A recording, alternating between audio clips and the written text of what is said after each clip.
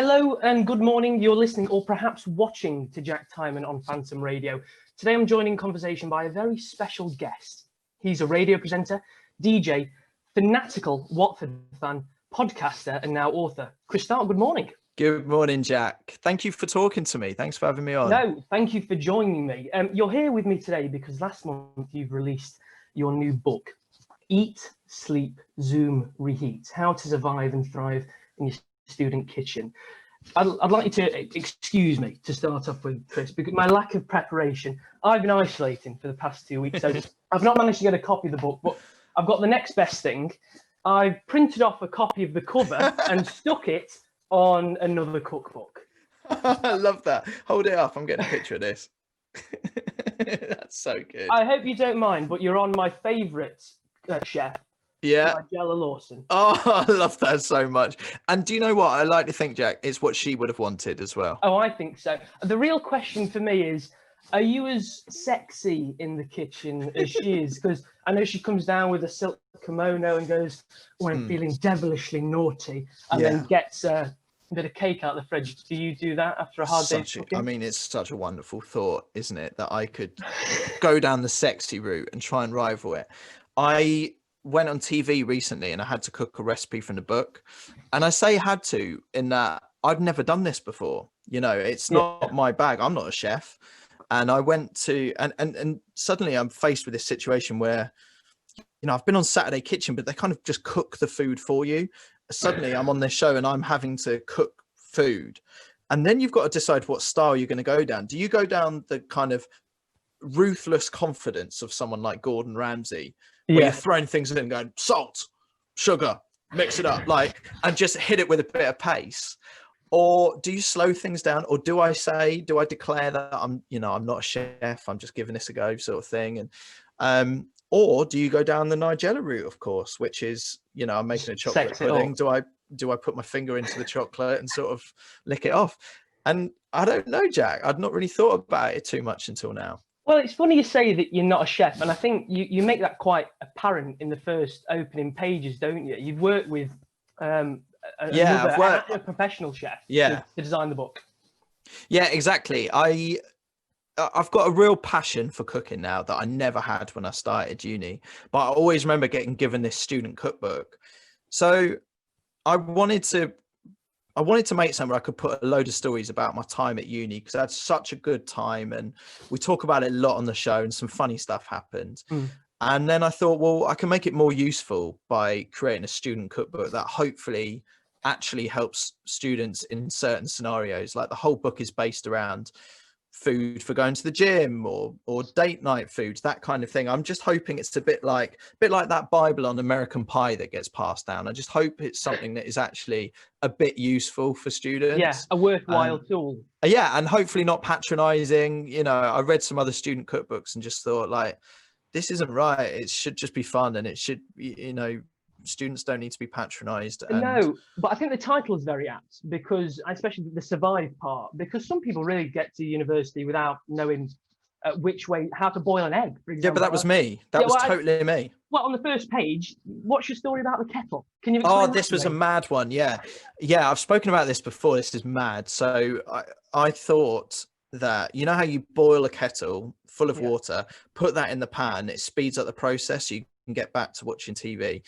And what I did was, instead of, you know, boiling the water, putting that in the pan, then putting the pasta into the pan, I just put the pasta straight into the kettle, and it made this horrible squeaking noise, and then it all kind of fused. And these were the mistakes I made growing up, Jack. Did you not really think beforehand that, have you not seen your mum or your dad in the kitchen thinking, well, I've never seen them use the kettle in that way, but perhaps I'm thinking outside the box here and it's going to be the right thing to do. But that's it. That's great innovation, isn't it? You never know. That could have been a moment of genius there that could have earned me millions. You Nobel Prize. That's what I was thinking. Nobel Prize.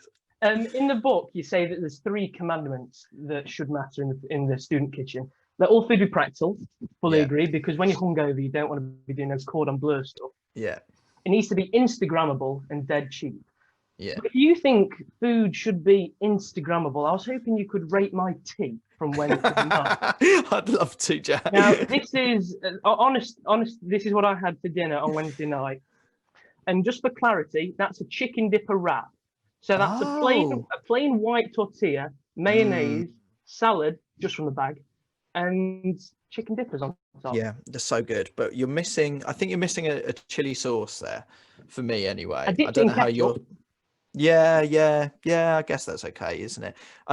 No, what you've done there though is actually quite a healthy wrap, all things considered. Because chicken Yeah, dippers, I'm fairly certain, can't be so bad for you, can they? I mean, I'm putting them down as a kind of like I'll go through about 50 of them in one.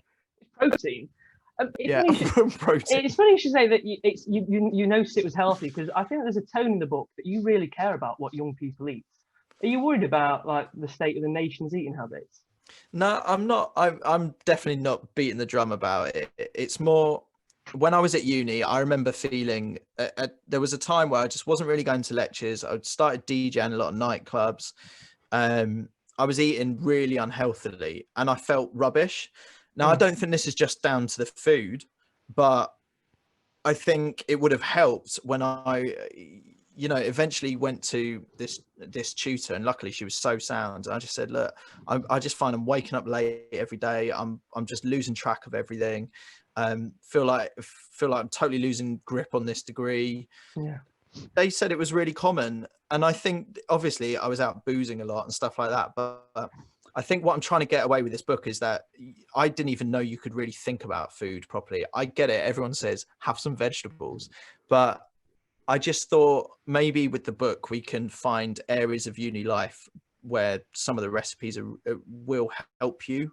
And Yeah. I really liked that idea of offering up a bit of a help. So no, I'll be honest with you. I'm not particularly fussed about the state of the nation's health, but I care that, that maybe a student that was reading this for some funny reasons perhaps made a couple of different decisions and gave some of these recipes a go and felt better for it. Well, at least you're not going to go into any schools and rip turkey Twizzlers out the hands of the kids. Yeah, it's not for me that. And I eat unhealthily. I do eat very often unhealthily. This isn't a health book, but yeah, I appreciate you saying that actually, Jack. It's all right. But you've been quite self-explanatory in the chapters. It's food for sport and party food. They're just a couple of examples, but you break it down step by step.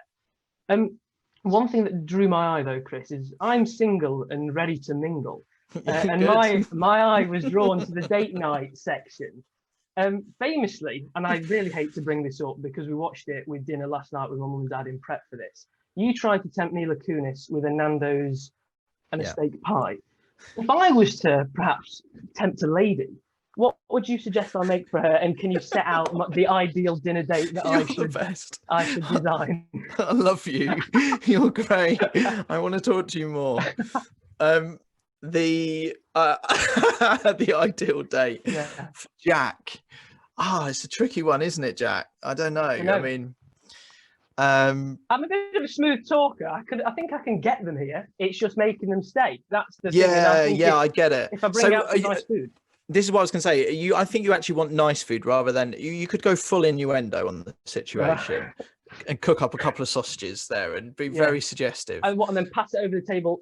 Sausage up your end, my dear. Yeah, exactly. And sort of almost the subliminal positioning of yourself in that. Do you know what I mean? Like you set the whole day up around. But that although I think would be quite Jack, I think is also potentially quite wrong. I agree. And creepy. But Jack, you're a smooth guy. I can tell that you dress well. You present yourself well. I think you're a happy, confident guy. I don't think it's about the food with you. I think you're good. So really, I would just go for the easiest options in the book. And there's a couple in there. 5 minutes each. Bish, bash, bosh. Beans on toast it is. Chris, only for time reasons, we're going to have to wrap up. But before we go, can you sum up your best tip for a student in the kitchen? What would it be? My best tip would be buy a slow cooker. It is ludicrous what that thing gets you. Like it costs about 20-30 quid, right? Mm-hmm. So Christmas present potentially. Put it in the kitchen, put a load of stuff into it, just let it cook all day. It's so hard to get wrong with a slow cooker. But for some reason, everyone thinks it always tastes amazing. So that would be my bit of advice. Get a slow cooker, and it kind of does everything for you, and very little washing up. There we are. 1 pan wonders slow cooker. Chris Stark, thank you ever so much for speaking with me today. Jack, you're a legend. I look forward to speaking to you soon.